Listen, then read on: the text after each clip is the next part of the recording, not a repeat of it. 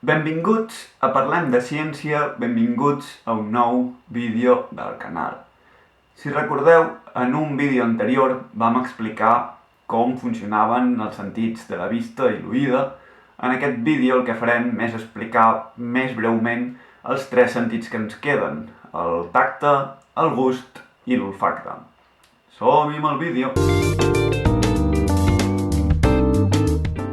El primer que haig de fer és recordar-vos que si no heu vist el vídeo anterior, el mireu, el deixo aquí, si me n'en surto, si no el deixo a l'avió, perquè els sentits funcionen molt similar i segurament si heu entès el vídeo anterior entendreu aquest. Bàsicament perquè al final dels sentits, tota la part de que unes cèl·lules d'un sentit s'activen, aquestes activen les neurones que portaran la informació al nostre cervell i el cervell la processarà.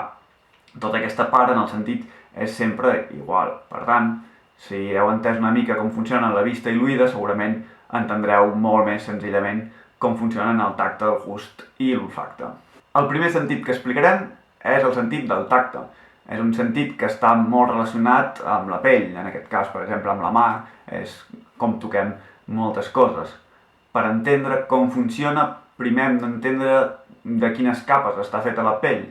A la pell a dalt de tot tenim l'epidermis, que és una capa que està composta bàsicament per cèl·lules, per exemple, les cèl·lules que fan la melanina, que és aquestes que ens fan agafar aquest morenet a l'estiu que segurament ara ja no tenim cap de nosaltres. A sota l'epidermis tenim la dermis, que és la capa més grossa i la que podem dir que és la més important, perquè és allà on neixen els pèls, allà on neixen les ungles, allà on tenim les glàndules sudorípares que ens faran la suor i on tenim les terminacions nervioses, que són les que portaran la informació al nostre cervell. A sota d'aquesta tenim l'hipodermis, que és una capa que principalment és grassa i que per al sentit del tacte no ens interessa gaire.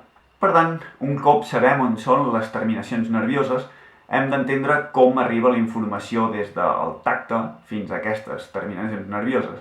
Les encarregades de fer aquesta acció són els mecanoreceptors, els receptors sensorials o més científicament els corpuscles. Aquestes són unes cèl·lules que el que fan és sensar un estímul extern. Quan sensen aquest estímul extern el que fan és enviar la senyal a les neurones, que neurona-cervell. D'aquests corpuscles, d'aquests receptors sensorials, en tenim 5 al nostre cos, 2 relacionats amb la pressió, 2 relacionats amb la temperatura i un relacionat amb el dolor. Els de la pressió són els corpuscles de Meissner i els corpuscles de Pacini. Els de Meissner són aquells relacionats amb les pressions petites. Per exemple, si agafem un objecte, aquests corpuscles ens diran quin tamany té, quina forma, si té rugositat o és pla.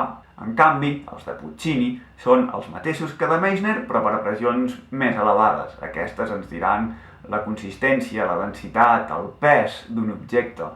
Per tant, pressions més elevades. Després dels de pressió en tenim els dos de temperatura, que uns són els de Krause i els altres són els de Ruffini. Suposo que podeu deduir que uns seran per al fred i els altres seran per la calor. Els de Krause són els receptors sensorials que detecten el fred i els de Ruffini els receptors sensorials que detecten si un objecte, per exemple, està calent.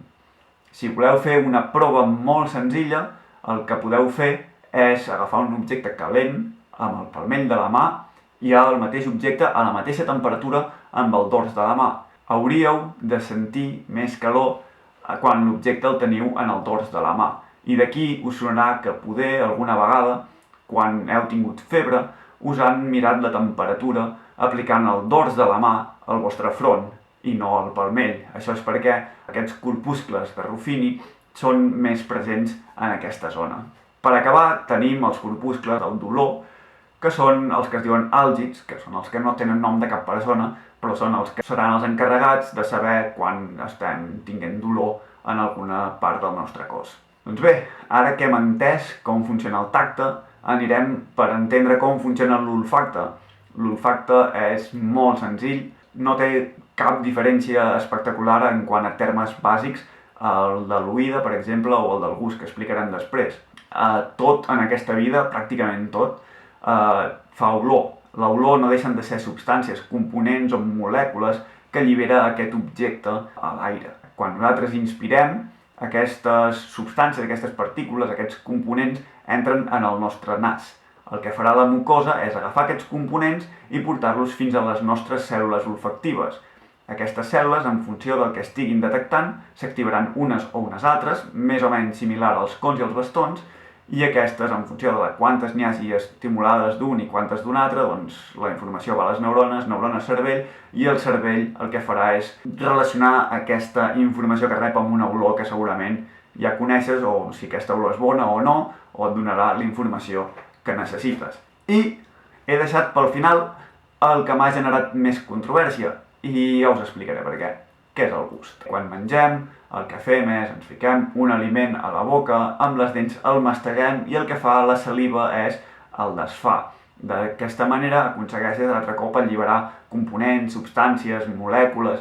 Les papil·les gustatives s'excitaran i enviaran informació a les neurones i neurones cervell per relacionar el que estem menjant amb un gust. Però aquí ve una cosa que m'ha enfadat una mica i m'ha posat nerviós i m'ha indignat. Us sona això? Això és el mapa de la llengua i segur que us sona. El que diu aquest mapa de la llengua, el que ens han explicat des que érem petits a l'escola, és que el gust dolç només el pots notar a la punta de la llengua, el gust àcid en els costats, el gust amarg a darrere. I això és mentida. De fet, es va demostrar per primera vegada el 1974, fa més de 30 anys, que aquest mapa de la llengua és fals. I jo, quan ho vaig veure, vaig pensar, té sentit, perquè sabent com funcionen els altres sentits, com funcionen els cons, els bastons, com funcionen les cèl·lules olfactives, doncs té sentit que no hi hagi una focalització dels gustos. Però, tot i això, davant del dubte vaig fer una prova molt senzilla. Vaig agafar una mica de sal i em vaig anar provant a diferents punts de la llengua a veure si era capaç de detectar el gust salat o no. I, per sorpresa meva, evidentment, vaig detectar el gust salat a tot arreu. Per tant, com diu en aquest article de 1974, el mapa de la llengua és fals. És fals. I aquí us en vaig indignar. Si és fals, per què els llibres de text que t'expliquen a l'escola segueixen explicant el mapa de la llengua? I ara em direu, és que aquestes zones poder són més sensibles. Sí, poder sí. Per tant, editors de llibres infantils, juvenils i educatius, que sé que no m'esteu mirant, però canvieu això. Canvieu-ho perquè és fals.